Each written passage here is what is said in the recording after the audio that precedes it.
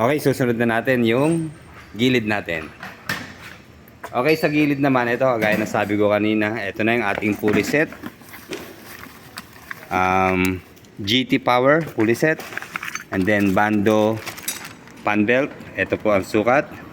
818 by 19 by 7-28. Okay, ito yata yung talagang size niya. And then, change oil na rin tayo. Rossi engine oil. Inuna na to pag-change oil. Yan. Ang huling change oil mo pre, ikaw rin nag-change oil yan last November. Napabayaan natin eh. Mapula pa naman. Oo, kasi yan naman eh, doon lang talaga ginagamit eh.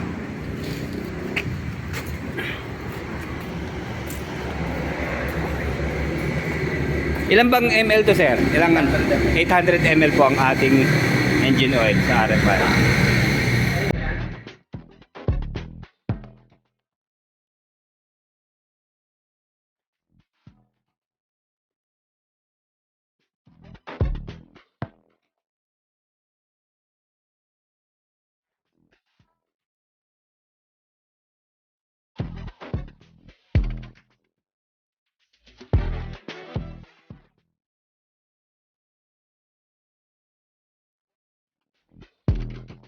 Pareho siya sir ng sukat nito. Mas ito sir, ito yung replacement yung 819. Okay. Pero tama kaya ito? Tama yan. 8180 ito eh. Yan yung original size. Okay. Ito yung replacement. Pero pwede pa na-reserve pa, wala pa naman.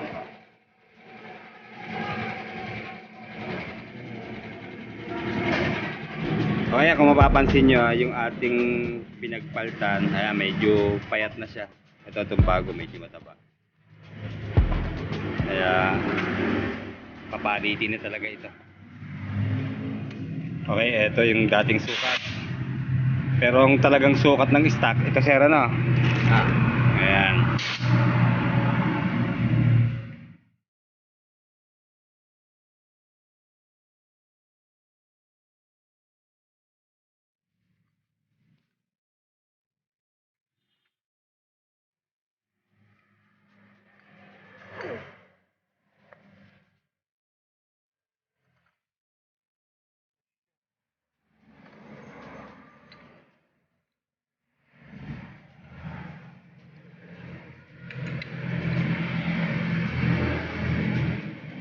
Bakit?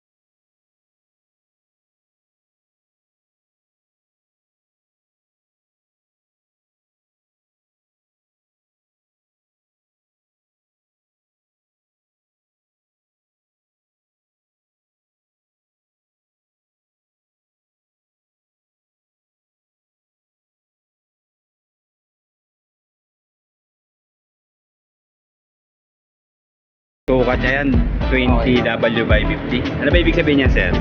Sir, ito lang naman yan, viscosity ng ating langis. Ano sir? Ano sir? Viscosity, yung Okay. thickness ba? Okay. Kasi high-tech na kasi ngayon eh. 20W. So pag malamig, 20 yung gauge niya. So tama-tama sa panahon natin ngayon. Okay. Pag nag-iilip, nag-iilip. Okay. Dati kasi, Ano itong isa naman sir? Paano itong ito, monograde lang to sir. monograde? Ito yung mga sinaunang style ng langis. So mas okay itong ating ano. Okay sir, 1 liter yan ano, pero 800 ml lang ang ating Rossi RFI.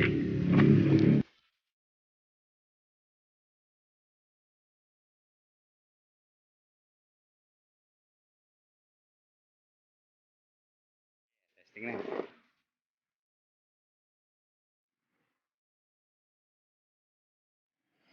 Buksan natin.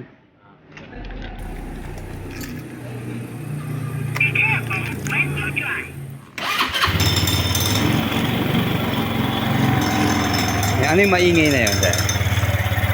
Meron magmakalamsing.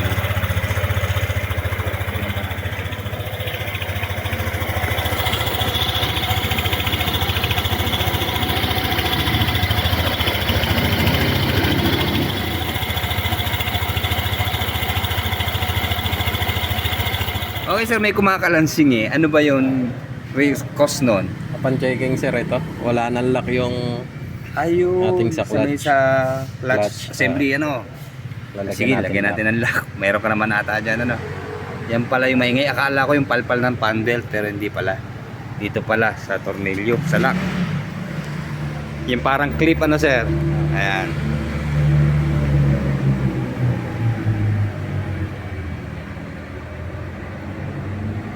Tingnan natin kung mawawala yung kalansing niya. Pag ano. Meron na.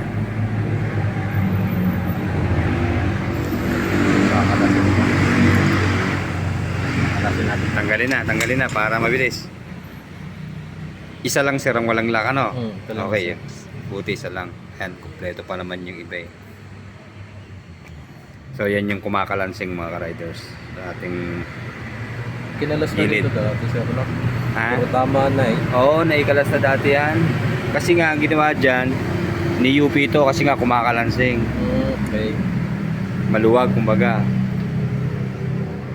Nakakalansing natin pala dati.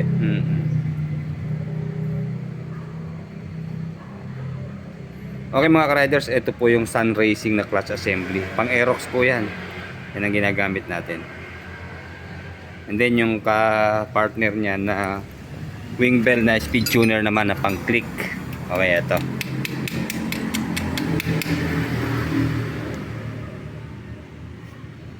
Matagal na sa akin yan. Siguro magdadalawang taon na rin. Okay, ulitin ko lang mga ka-riders sa yung gilid set natin. Chapsuy, halo-halo na. Sa pulley set, ito po, GT Power Racing. Ayan, ang kanyang laman. Movable face comp. Then ramp plate, slide piece set. And then drive piece and roller set. Okay, ito siguro, hindi walang nakalagay ko ilang anong size ng kanyang fly ball. Pero 3 ito, sigurado. And then ayun nga po yung ating wing bell. Okay, bali hinigpitan na ni Sir Derwin yung lahat ng lock kasi nagbukahan na nga. Ayan, ano na siya, adjusted na siya.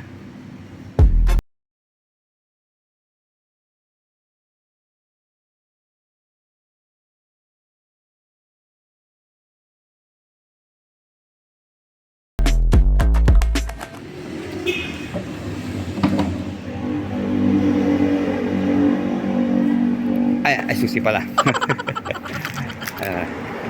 Ayan, wakas na. Wala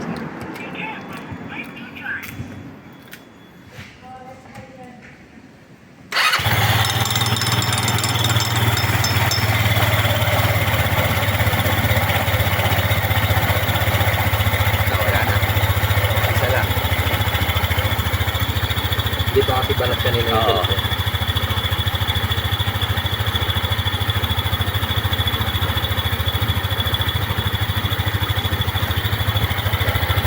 Sa observation mo sir, okay na yung batak ng belt niya? Okay na yan sir kasi wala kang pagpag maganda ito. Oo. Yung tulad ng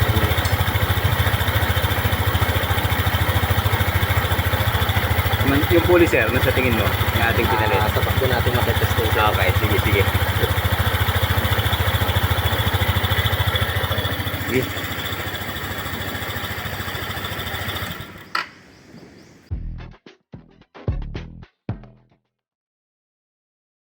Okay, natapos na rin ni Sir Derwin yung sa ating pinalitan sa gilid. Test ride naman niya pagkabalik ng crankcase.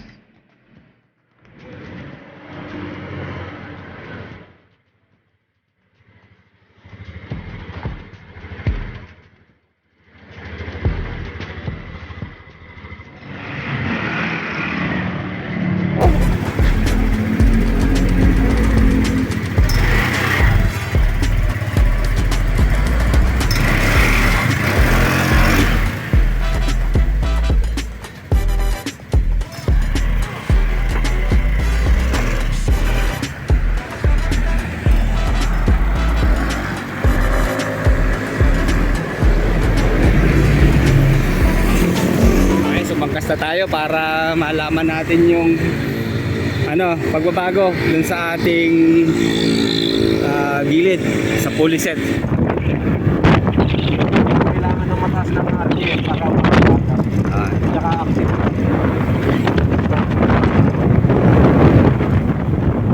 Yung stock na Vertay kasi, kailangan niya ng mataas na RPM. Bago marangkada. Oo. So dito parang nawala yung delay niya, ano? Sir, tsaka active siya, konting gas mo lang. Okay na yun, marangkada na agad.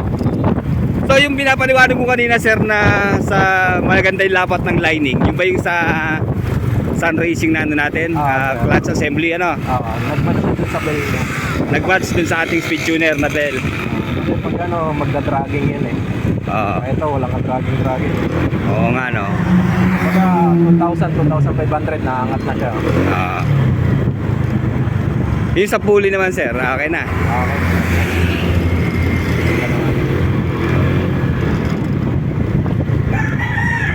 Okay yan mga ka-riders, sa mga interesado sa mga taga Laguna, especially taga Nagcarlan, hanapin nyo lang po itong si Derwin Vergara, mekaniko po doon sa Rosie Nagcarlan Outlet.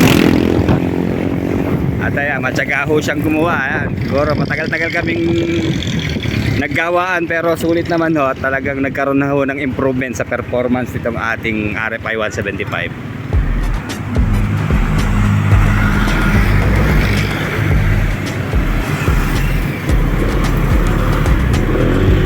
Okay, sige mga riders, pabalik na kami. Maraming salamat po sa inyong pagsubaybay. Like, comment, and subscribe sa ating channel.